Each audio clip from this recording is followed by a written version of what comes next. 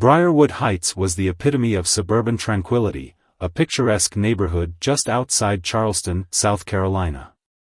Families with pristine lawns, neighbors exchanging polite smiles, and kids riding bikes on sunlit streets.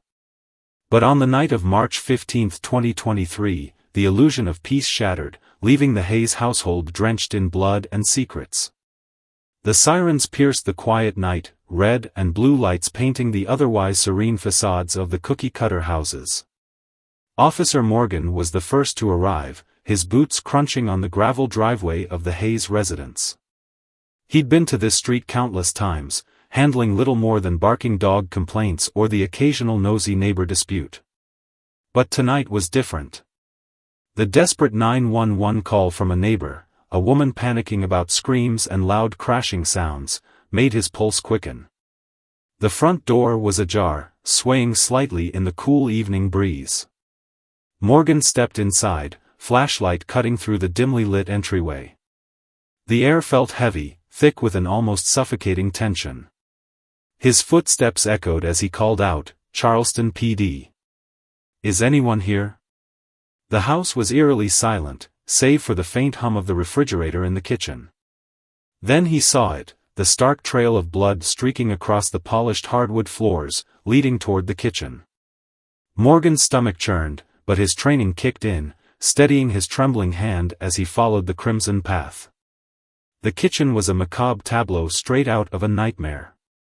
Blood pooled around the lifeless body of David Hayes, sprawled on the cold tiles, his once white dress shirt now a deep scarlet.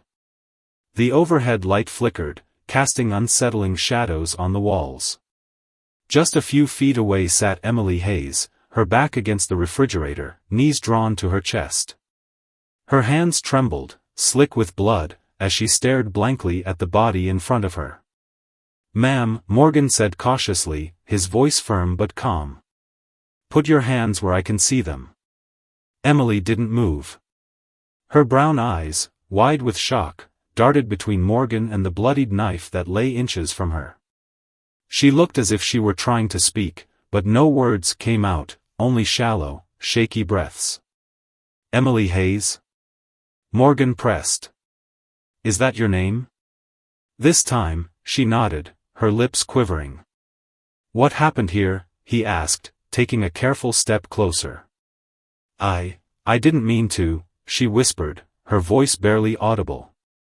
Tears streamed down her pale cheeks, leaving streaks on her blood-stained face. "It wasn't supposed to happen like this." Morgan radioed for backup, his eyes scanning the scene. The room was pristine apart from the carnage, a spotless marble countertop, neatly arranged utensils, and the faint aroma of lavender air freshener.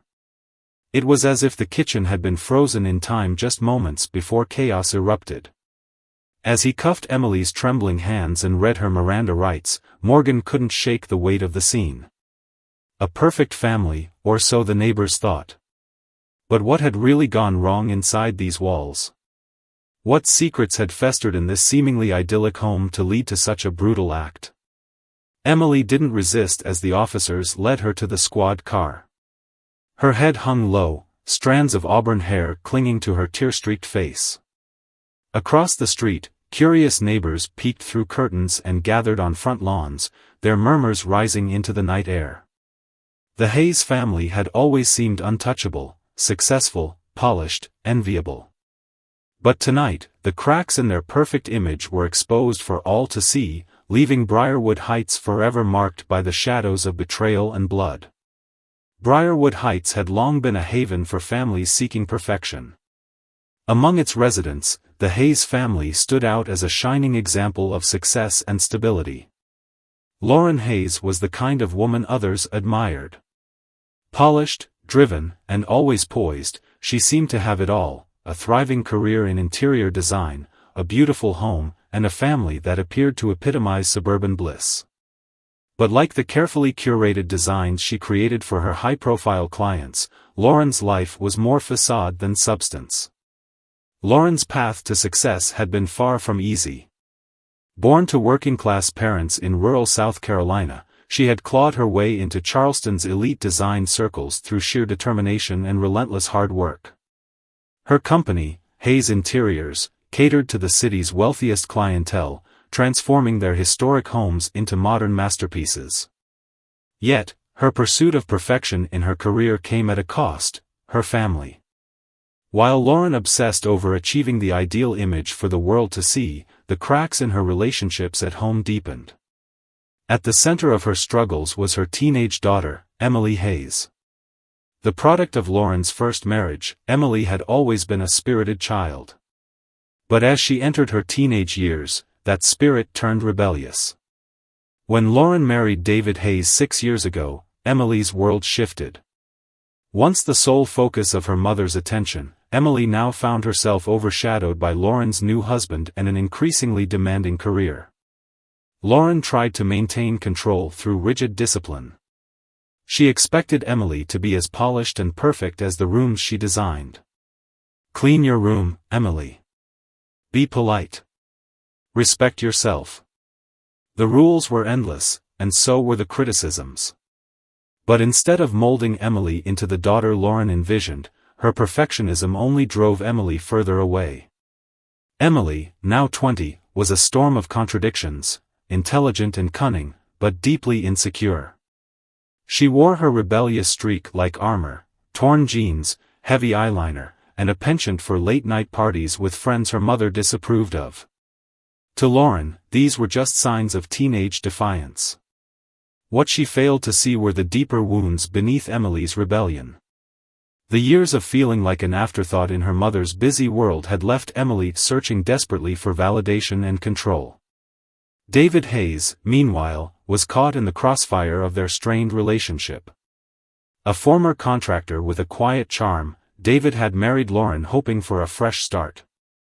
His early years in Summerville, South Carolina, were marked by hard labor and modest ambitions, but Lauren had offered him something more, a chance to be part of something bigger. Yet, as the years passed, the glow of their marriage dimmed under the weight of Lauren's career and the constant friction with Emily. David tried to play the mediator, stepping in during heated arguments between Lauren and Emily, offering words of reassurance or a calm presence to diffuse the tension. But even his patience wore thin as he found himself increasingly sidelined in Lauren's meticulously curated life. He often spent long hours in the garage, tinkering with old furniture or restoring vintage cars, anything to escape the growing void in their marriage. While Lauren buried herself in work and David sought solace in his hobbies, Emily found herself adrift. She had always craved her mother's approval but now sought it in other ways. She began testing boundaries, first with small acts of defiance, missing curfews, skipping chores. Over time, these acts escalated. She started dating men Lauren disapproved of, staying out late, and using sharp words to lash out when Lauren tried to rein her in. For Emily, the tension at home became suffocating.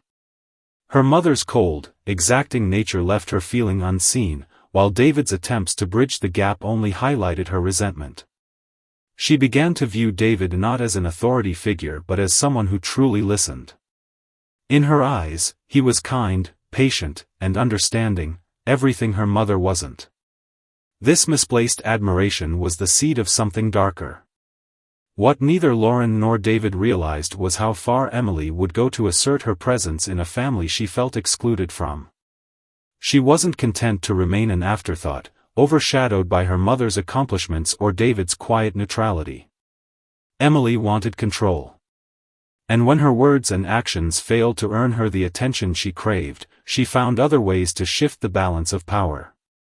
The Hayes family home, a beautifully renovated craftsman-style house on Sycamore Lane, had become a battleground. Its pristine exterior, a manicured lawn, freshly painted shutters, and a welcoming front porch, belied the chaos brewing inside. The dinner table, once a place for shared meals and light-hearted conversations, now felt like a minefield. Every comment was laced with tension, every glance a potential spark for confrontation. Lauren often retreated to her home office, drowning herself in client calls and design sketches, while David took refuge in the garage or on solitary walks around the neighborhood. Emily, feeling the strain of her double life, rebellious teenager and calculating manipulator, started spending more time alone in her room. But even in isolation, her mind was at work, strategizing her next move. What the neighbors saw was a family that had it all. What they didn't see were the fractures deepening with every passing day.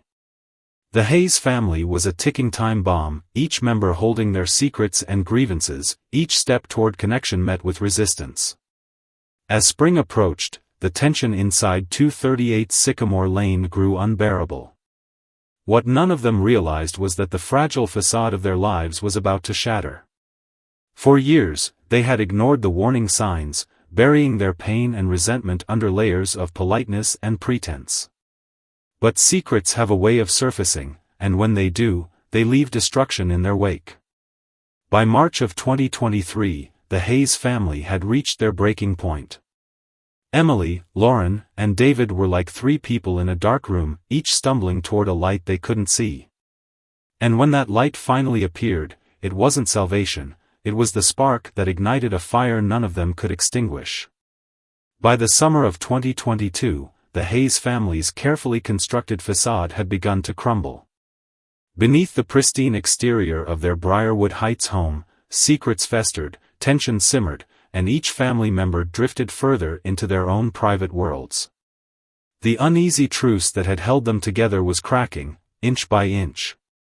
Emily Hayes was no longer content to be the forgotten daughter, the rebellious teenager her mother dismissed as a phase. Years of feeling invisible in Lauren's shadow had hardened her resolve. She would no longer beg for attention or validation, she would seize it. And she knew exactly how to do it. David Hayes had always been kind to Emily. He was the one who stayed up late waiting for her to come home, the one who asked her how her day was, even when she snapped at him. To Emily, David represented something her mother could never provide: patience, understanding, and, most importantly, someone who saw her. She began to test boundaries, not overtly at first, but with subtle gestures that could be brushed off as harmless. A lingering glance. A light touch on his arm during a casual conversation. Flirting disguised as humor. David noticed, of course. He wasn't naive. But at first, he dismissed it. She's young, he told himself. It's nothing. Yet, as the weeks passed, her actions became harder to ignore. Emily's laughter lingered too long.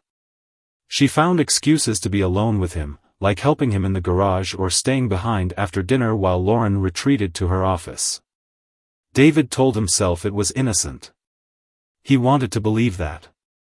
For Emily, it was a game of control. She relished the power she felt in seeing David flustered, in catching his hesitant glances. But this wasn't just about her feelings for David. It was about her mother. Emily saw every interaction as a quiet rebellion, a way to assert her presence in a family where she had always felt overshadowed. Lauren, for her part, was oblivious to the storm brewing in her home. She saw Emily's late nights and sharp words as little more than teenage rebellion. Her solution was discipline, curfews, revoked privileges, and stern lectures. "You need to grow up," she would say, her voice clipped. But these measures only widened the rift between them. Lauren's focus remained fixed on her career. Her interior design business was booming, and she was juggling multiple high-profile clients. The demands of her work left little room for introspection, let alone time to address the growing tensions at home. She noticed David's increasing detachment but chalked it up to his dissatisfaction with his own career. "He's just stressed," she thought, brushing aside the warning signs. But Lauren wasn't entirely blind. She began to sense a strange dynamic between Emily and David. The stolen glances, the sudden silences when she entered a room, it was enough to plant a seed of doubt. Yet, she dismissed it as paranoia. After all, David was her husband. He would never cross such a line. And Emily? She was just acting out. By the fall of 2022, Emily's persistence paid off. What began as innocent flirting escalated into stolen moments and whispered conversations. Late one September evening, after Lauren had gone to bed, Emily cornered David in the kitchen. Her boldness startled him, but it was her words that broke his defenses. "You're the only one who really sees me," she said, her voice trembling with a mix of vulnerability and manipulation. David hesitated, torn between guilt and the allure of something forbidden. He knew it was wrong, every fiber of his being screamed against it, but he was tired. Tired of the cold distance in his marriage, tired of feeling like a ghost in his own home. And Emily, with her wide eyes and unwavering attention, offered an escape. That night, he crossed a line he could never uncross. For Emily, the affair wasn't just about attraction. It was revenge. Each secret meeting, each whispered confession was a victory. She loved the power she held over David, the way he wrestled with his guilt while she thrived on the thrill of their secrecy. But it wasn't enough. Emily wanted more. She wanted to see her mother suffer the way she had suffered all these years. By late 2022, Lauren could no longer ignore the shift in her household. The tension between Emily and David was palpable, but whenever she confronted them, she was met with denials. Emily played the innocent daughter, her defiance now tempered with a chilling calm. David, on the other hand, grew increasingly distant, his guilt manifesting in sleepless nights and terse conversations. One evening in November, Lauren overheard a hushed argument between Emily and David. She couldn't make out the words, but the tone was unmistakable: anger, desperation, and something else she couldn't quite place. Her stomach churned with unease, but when she confronted them, both denied anything was wrong.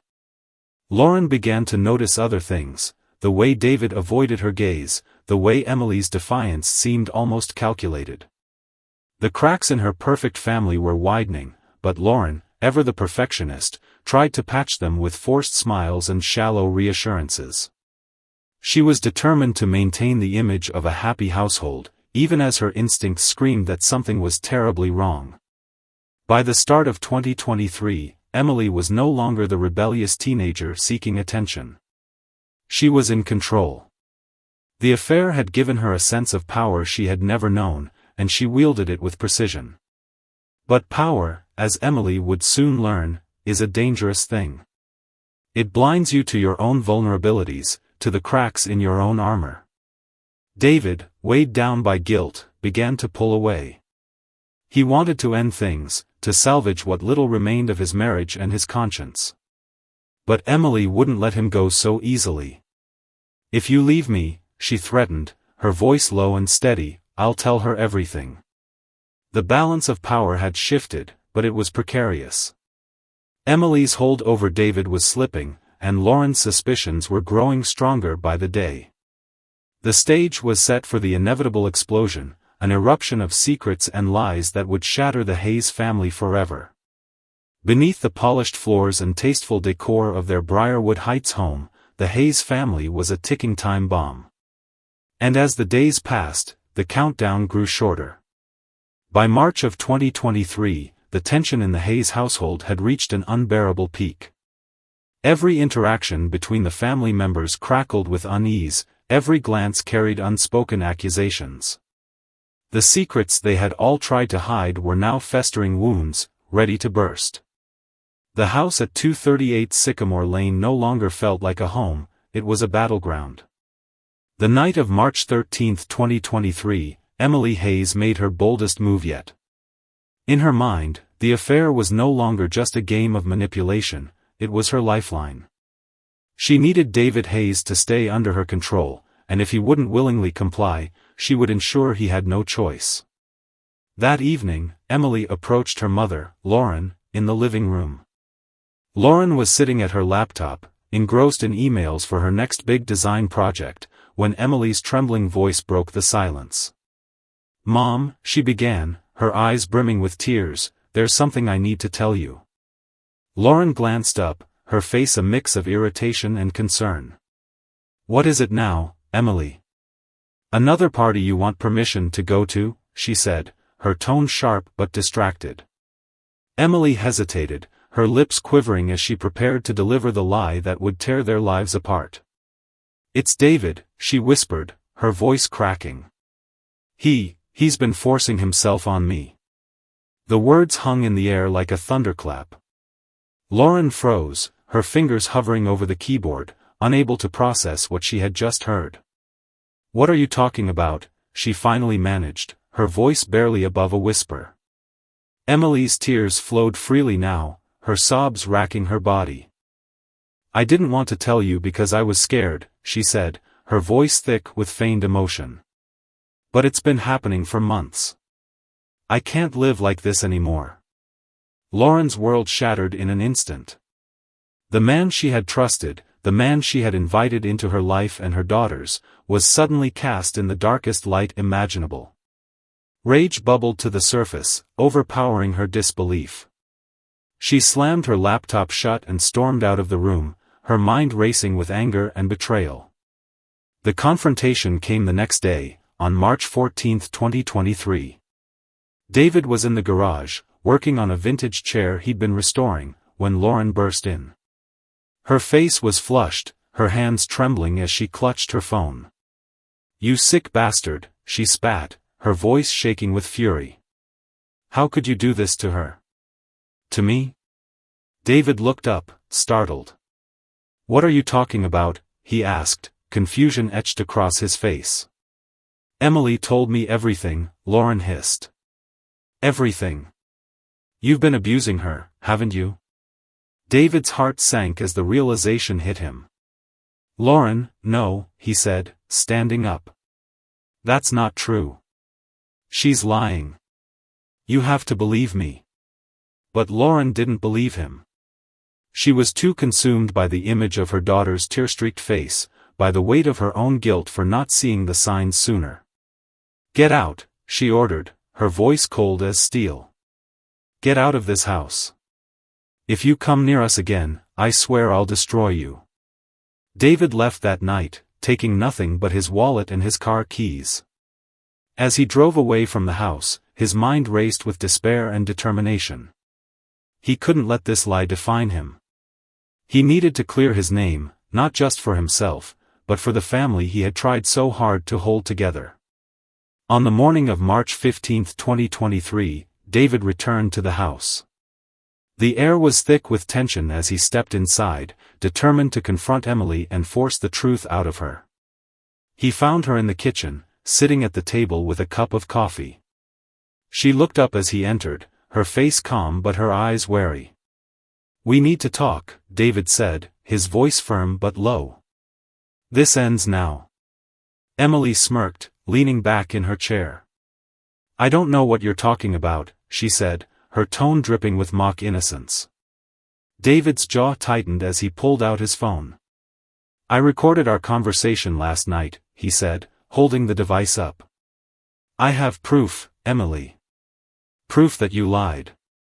The smirk vanished from Emily's face, replaced by panic.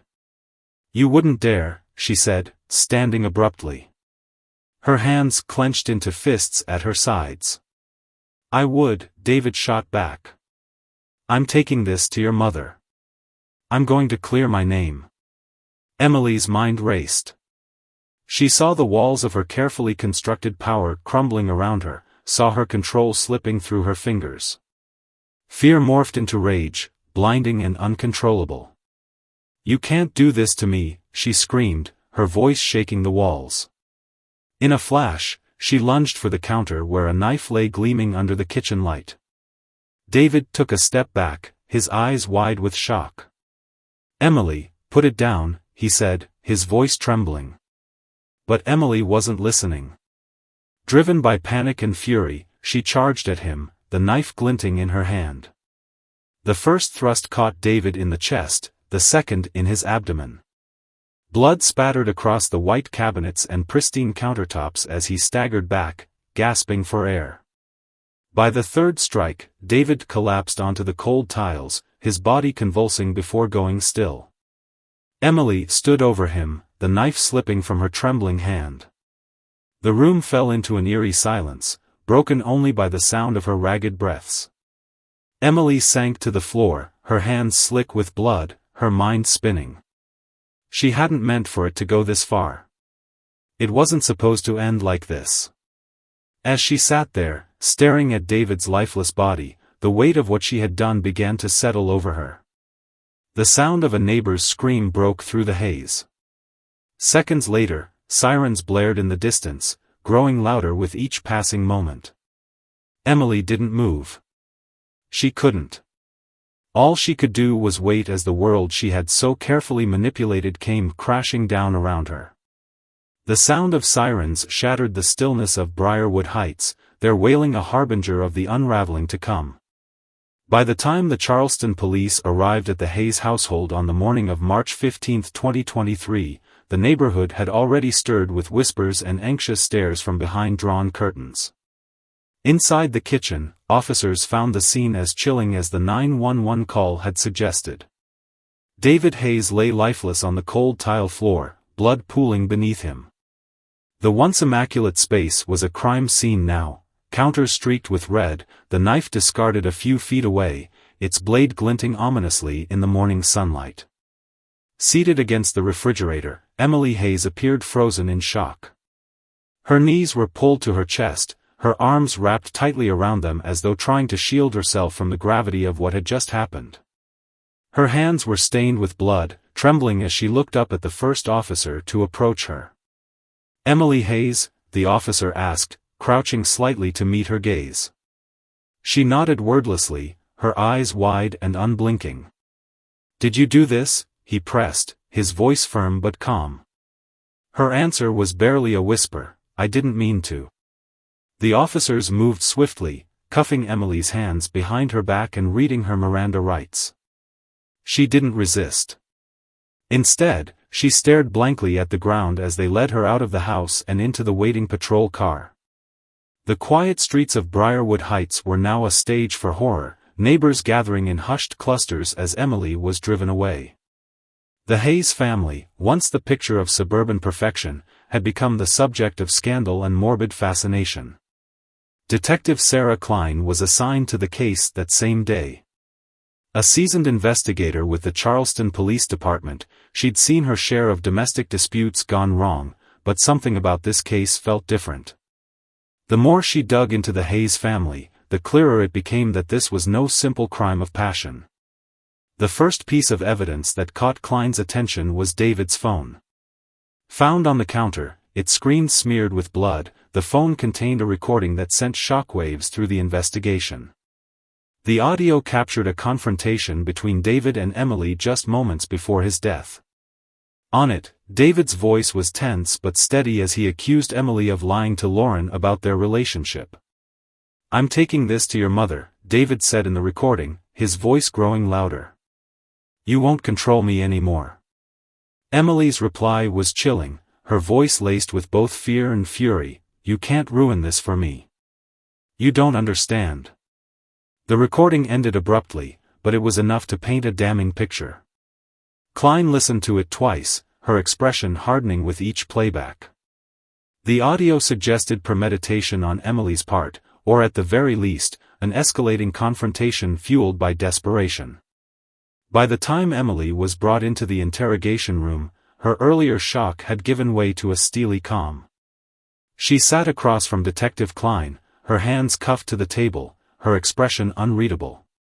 "Emily," Klein began, her voice measured, "I need you to tell me what happened." Emily took a deep breath, her eyes darting to the one-way mirror behind Klein. "It was self-defense," she said, her voice steady but devoid of conviction. He came at me. I panicked." Klein leaned forward, her gaze piercing. The recording on David's phone tells a different story. At that, Emily's composure cracked. Her lips trembled, and she dropped her gaze to her lap. "He was going to ruin everything," she murmured, almost to herself. "Ruin what?" Klein pressed. Emily didn't answer. Instead, tears slid down her cheeks, and her shoulders began to shake. But to Klein, the display felt calculated, as though Emily were trying to elicit sympathy rather than confess to the truth. When Detective Klein approached Lauren Hayes later that evening, the woman looked like a ghost of her former self. Gone was the polished, composed professional who had once commanded respect in Charleston's elite circles. Instead, Lauren sat in her living room, clutching a glass of wine with trembling hands, her eyes rimmed red from hours of crying. "She told me he hurt her," Lauren whispered, staring blankly at the floor. "I believed her. How could I not?" Klein placed a gentle but firm hand on Lauren's shoulder. "Mrs. Hayes, I need you to think carefully. Did you notice anything unusual between Emily and David in the weeks leading up to this?" Lauren hesitated, her mind racing through the memories she tried to suppress.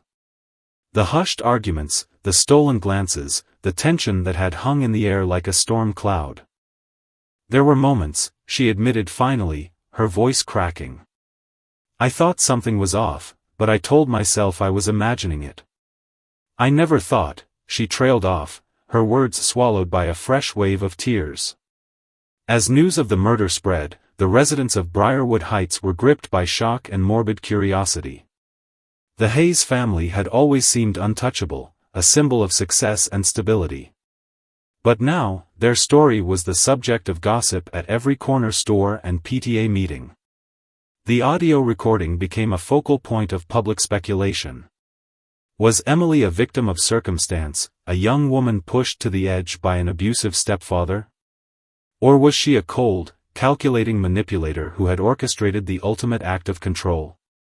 By March 20, 2023, the police had gathered enough evidence to charge Emily Hayes with second-degree murder.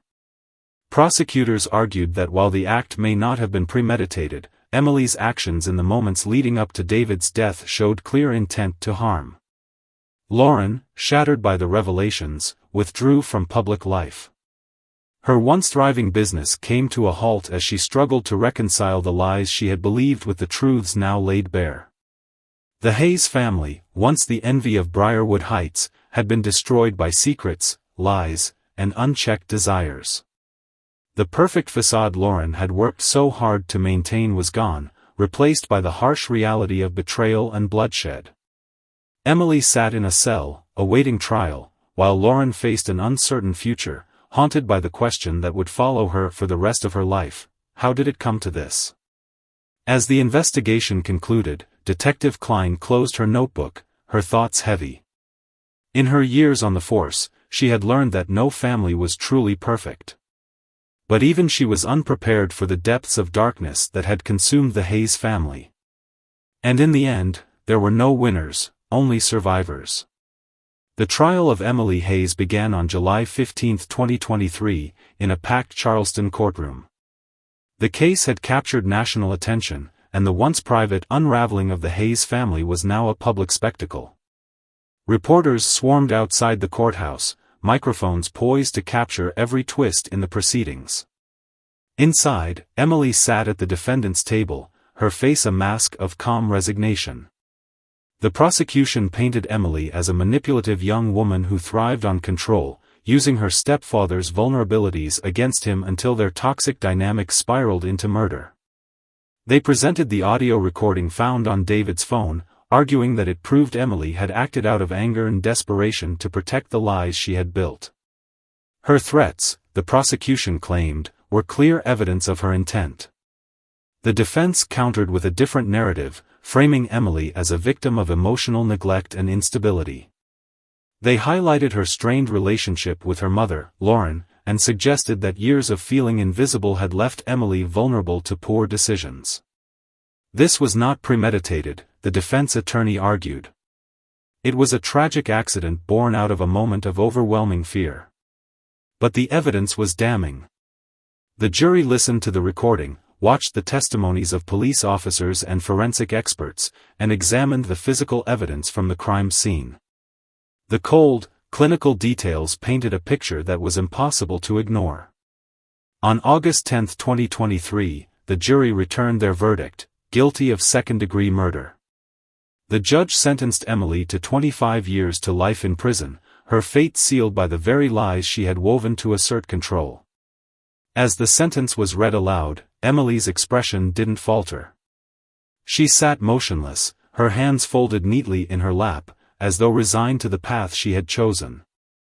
Lauren Hayes attended every day of the trial, sitting quietly in the back of the courtroom. By the end, her grief was written plainly across her face. She had lost everything, her husband, her daughter, and the life she had so carefully curated. The perfect family she had worked so hard to build had been exposed as a fragile illusion, shattered by secrets and betrayal. In the months following the trial, Lauren sold the house on Sycamore Lane. It had become unbearable to stay there, surrounded by memories of the life she thought she had and the horrors that had unfolded within those walls. By December 2023, she had left Briarwood Heights entirely, seeking solace far from the whispers and judgment of the community she once called home. For the neighbors, the Hayes family's story became a cautionary tale. The once idyllic home now stood as a silent reminder of the darkness that can lurk behind even the most polished exteriors. The whispers eventually faded, but the shadows of what had happened lingered, a ghostly presence in the hearts of those who had watched it all unfold. Behind bars, Emily Hayes grappled with the weight of her actions. The power she had once craved, the control she had fought so hard to assert, had turned into chains of her own making. The cell she now called home was not just a physical confinement but a prison of guilt and regret. Lauren, in her self-imposed exile, reflected on her own role in the tragedy. Could she have prevented it? Could she have seen the signs earlier, mended the fractured bond with her daughter before it was too late? These questions haunted her, unanswered, as she tried to piece together a new life far from the wreckage of her past. The Hayes family's story is more than just a tale of crime and punishment. It's a chilling reminder of the dangers of secrets, the destructive power of manipulation, and the cost of neglecting the emotional needs of those closest to us. It forces us to confront uncomfortable truths about the facades we build and the cracks we choose to ignore. What could have been different if Lauren had taken the time to truly listen to Emily? If David had sought help rather than succumbing to his own weaknesses? If Emily had chosen honesty over control? These questions remain unanswered, but they serve as a stark warning of what happens when communication breaks down and pain festers in silence. What do you think about the Hayes family's story? Was Emily a victim of her circumstances, or was she a cold manipulator? Could Lauren have saved her family if she had seen the signs earlier? Was David's failure to act sooner a key turning point in this tragedy? We'd love to hear your thoughts. Share your perspective in the comments below and join the conversation. And if you enjoyed this video, don't forget to like, subscribe, and hit the notification bell so you never miss another deep dive into stories like this one. Thank you for watching.